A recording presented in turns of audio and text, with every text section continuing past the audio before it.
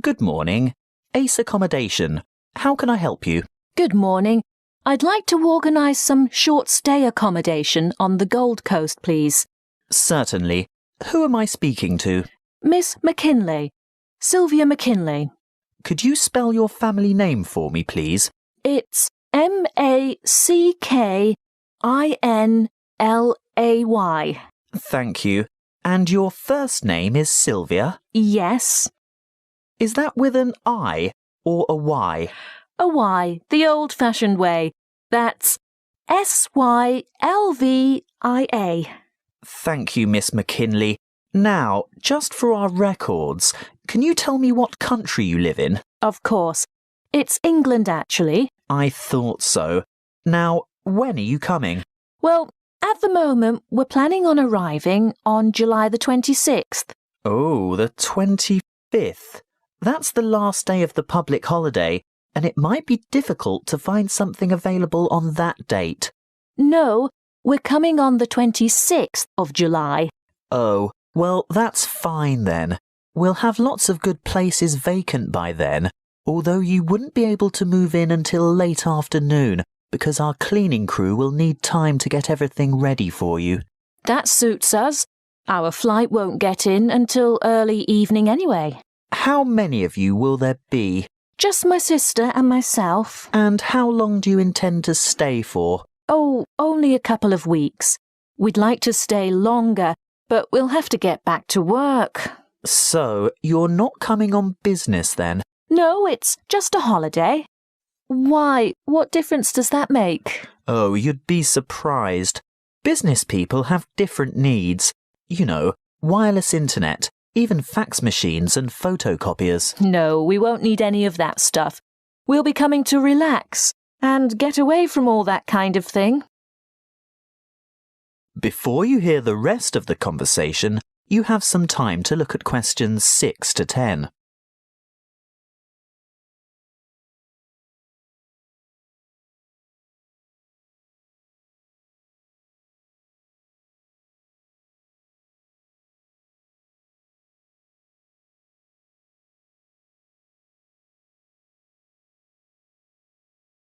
Now listen and answer questions 6 to 10. Good. Now, what exactly are you looking for? A house, a duplex, or an apartment? What's a duplex? Oh, that's what you might call a townhouse or a unit. You know, 2 houses semi-detached on the same property. Oh, I see. I think an apartment will suit us just fine.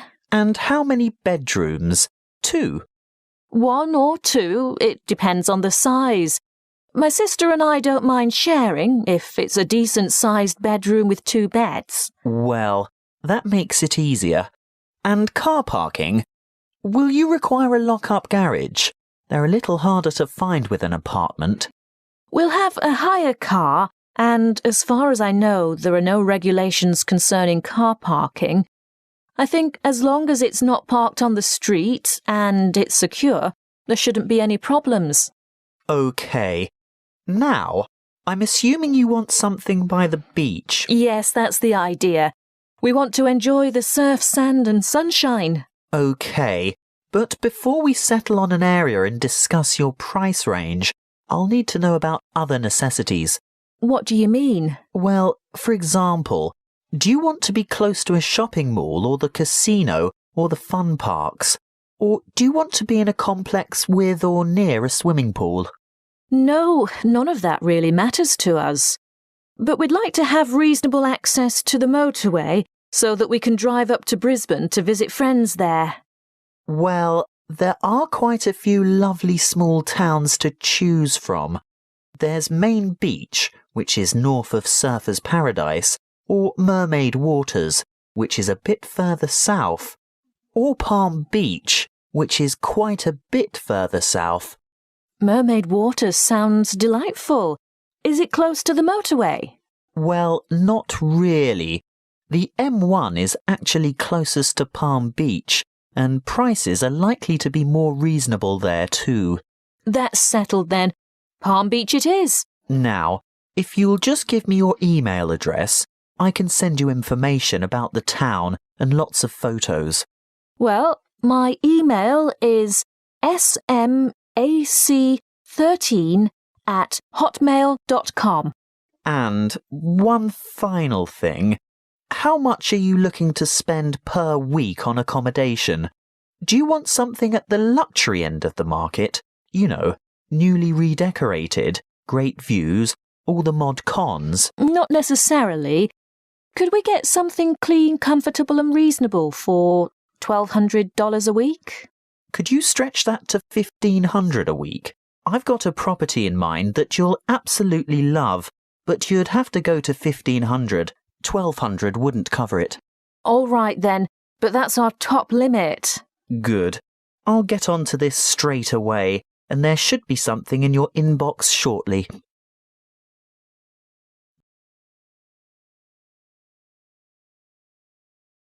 That is the end of part 1. You now have half a minute to check your answers.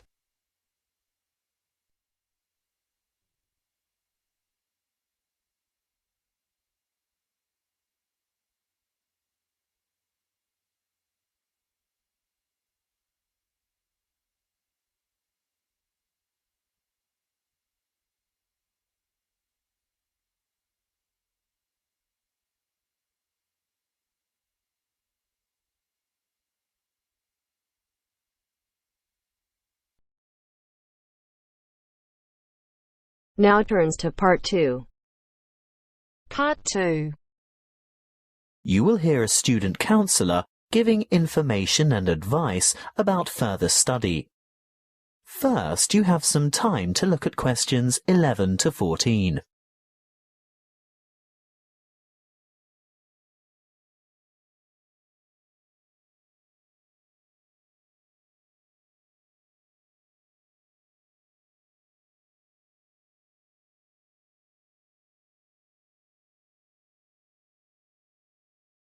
Listen carefully and answer questions 11 to 14. Are you thinking about further study? Well, listen to this before you make a decision. It will help you decide if going on to tertiary study is right for you, and it will help you make good decisions for the right reasons. It includes information about student life, what it will cost, and the different ways you can support yourself. What should you think about first? Well, obviously, you're thinking about tertiary study, and it's one of the biggest decisions you'll make in your life. What you decide now will affect the rest of your life. It's the last year of high school for most of you, and you're busy and under pressure. Perhaps you're thinking of going abroad, getting a job, or working for just a year or two to save some money before getting back to study. Let's assume you're choosing to continue studying next year. It's important that you set yourself goals and plan how you're going to achieve them. First off, career goals. What career do you want to pursue, or what is it your parents want you to do? Then, you need to think about employment opportunities at the end of your study. Will your qualification assist you in finding a rewarding job? Thirdly, course selection. Exactly what qualifications will you need? For instance, a degree, a diploma, or something else. Now we're down to study goals. The number of papers you can study at a time, and what sort of grades you would like to attain. Before you hear the rest of the talk, you have some time to look at questions 15 to 20.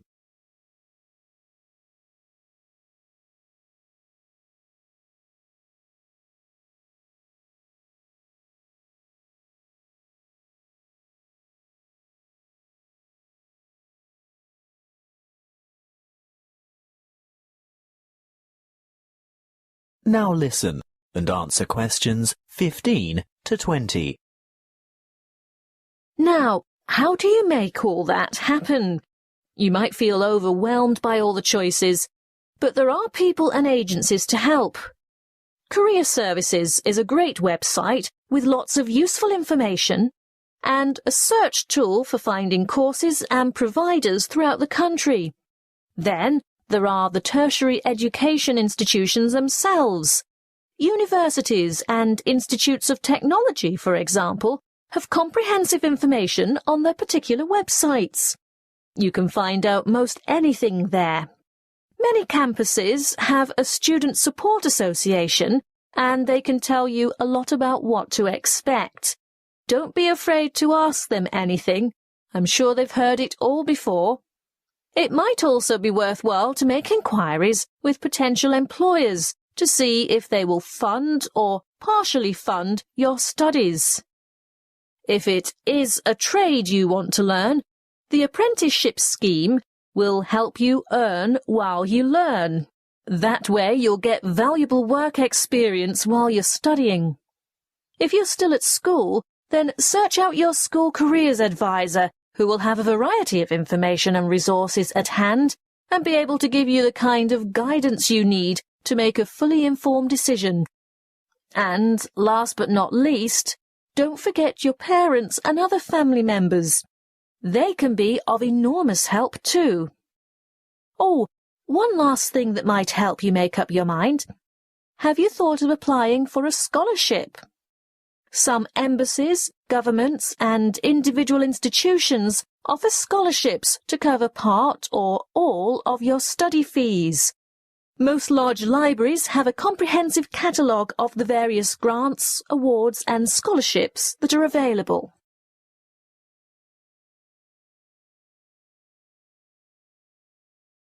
That is the end of part 2. You now have half a minute to check your answers.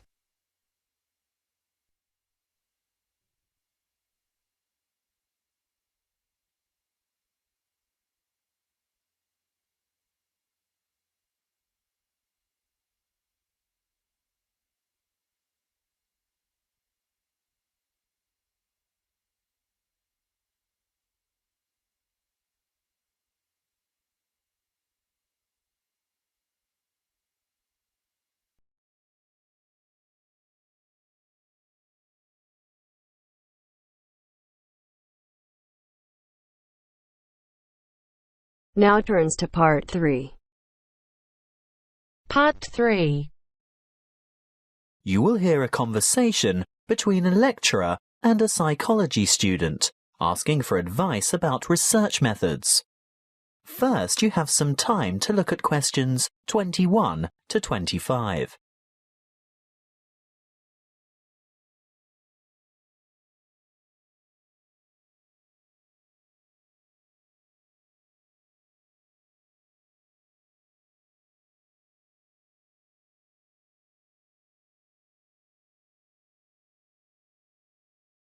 Listen carefully and answer questions 21 to 25.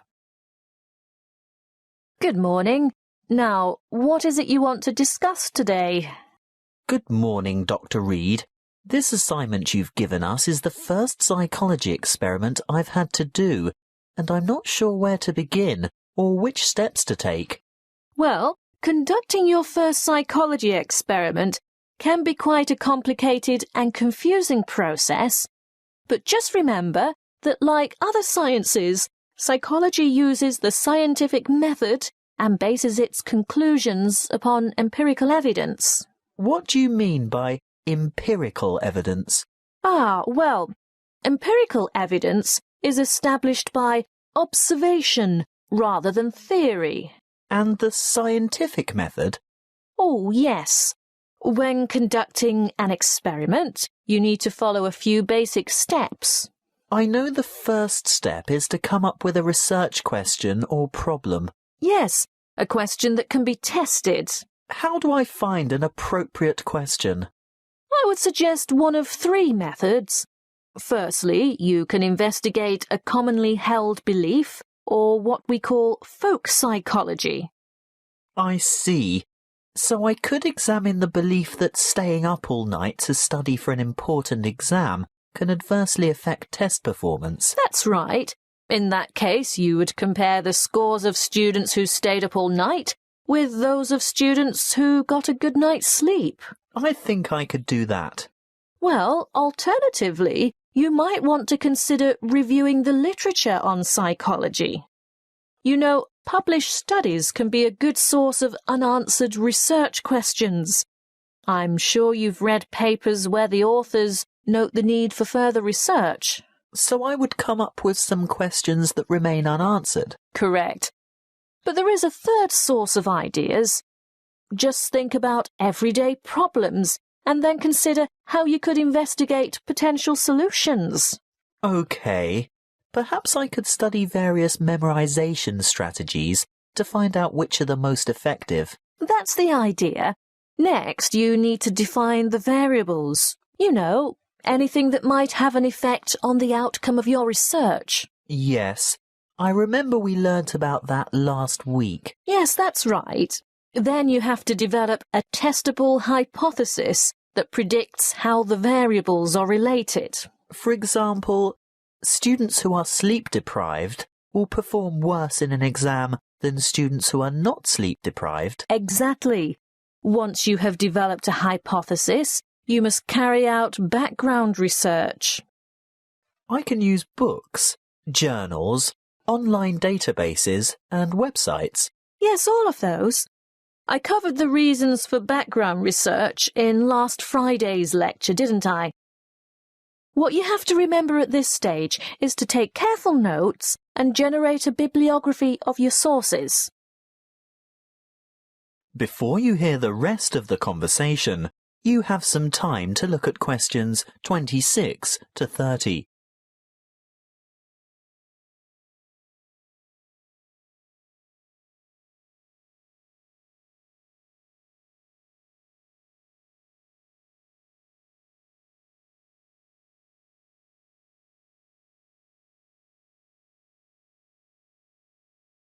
Now listen and answer questions 26 to 30.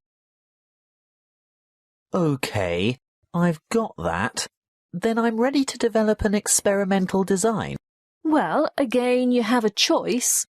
There are 3 basic designs, and each has its own strengths and weaknesses. The pre-experimental design does not include a control group, so there is no comparison. What we call a quasi-experimental design does incorporate a control group, but there is no randomization, whereas a true experimental design has both control groups and random assignment to groups. You've also told us about standardization of procedures. Is this where that comes in? Being sure to compare apples to apples? Absolutely.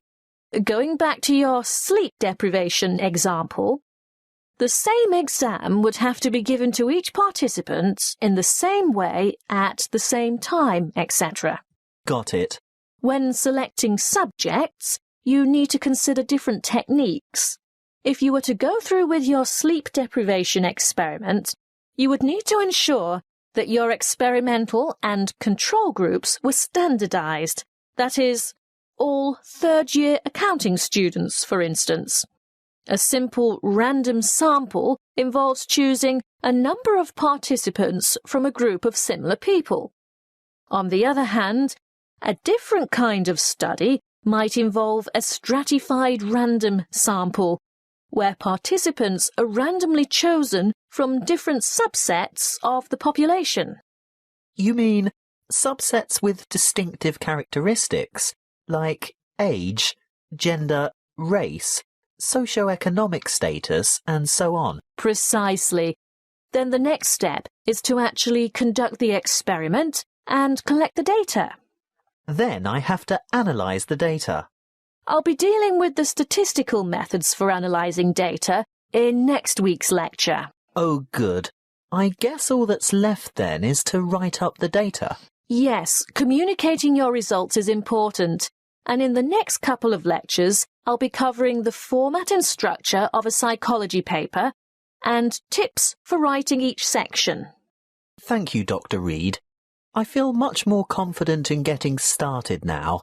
Thank you for taking the time to see me.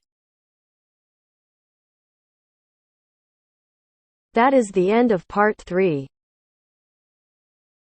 You now have half a minute to check your answers.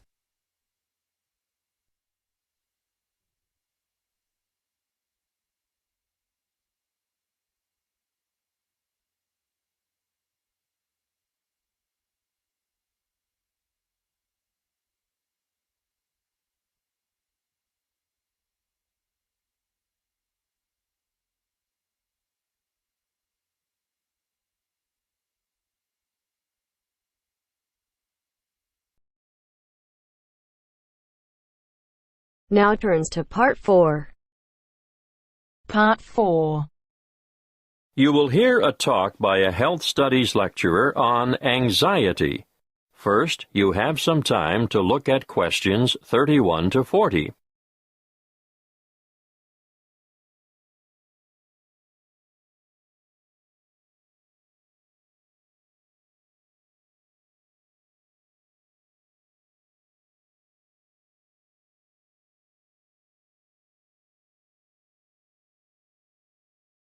Listen carefully and answer questions 31 to 40.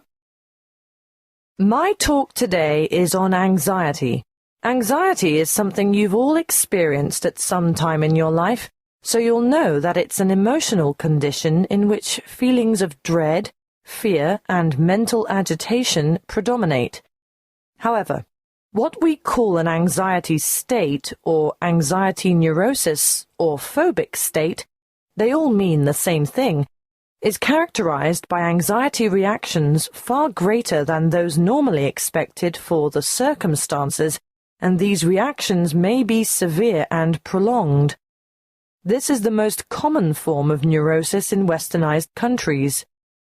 Usually, normal anxiety decreases with repeated exposure to the feared situation, whereas a neurotic anxiety tends to increase. Gradually, the person is inclined to avoid the feared situation and views it with increasing dread. Sometimes there may be an inherited tendency for this, but usually environmental issues are more important. The individual may have been a worrier throughout life, and a stressful condition, just before symptoms set in, is common. Often there is a gradual build-up of anxiety, possibly for weeks or months, before the ultimate break occurs. The precipitating cause is usually one of great significance to the patient, often related to personal events, such as bereavement, a breakup, threats to career, health, or personal integrity. What are the symptoms of phobia?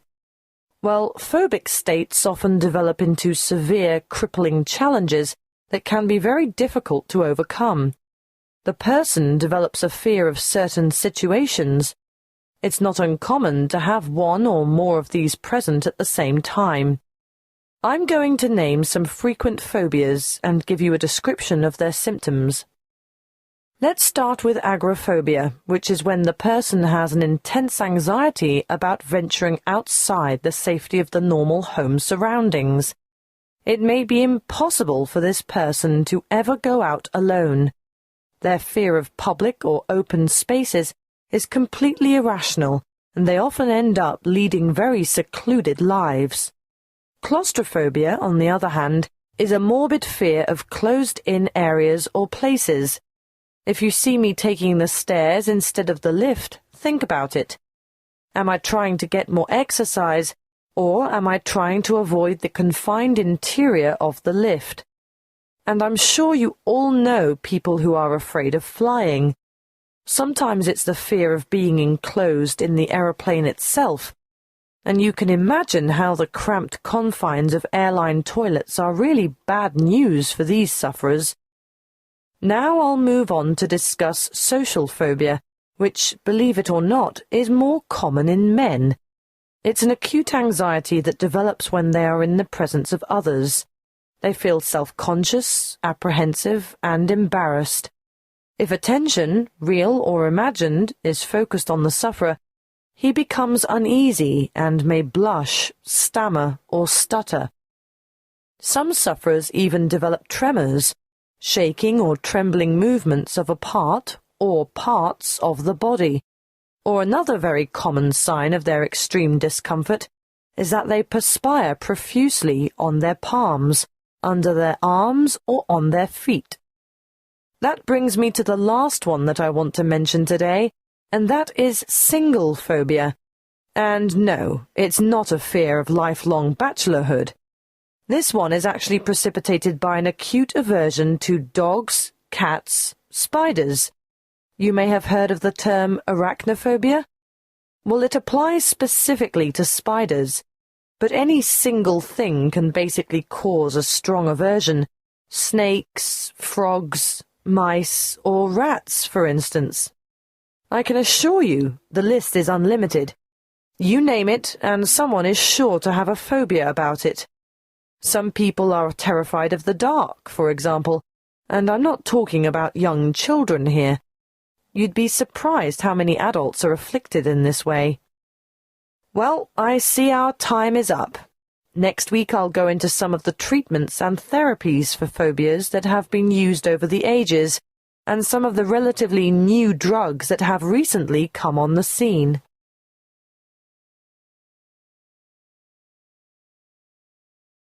That is the end of Part 4. You now have half a minute to check your answers.